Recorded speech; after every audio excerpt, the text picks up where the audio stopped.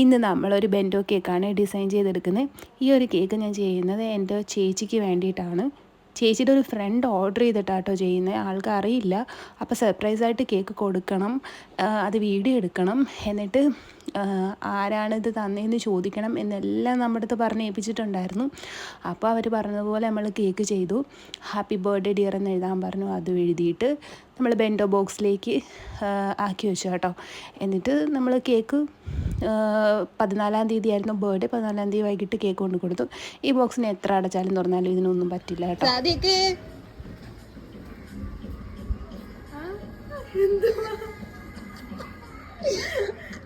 ആരാ ഓർഡർ ചെയ്തെന്ന് പറയാ?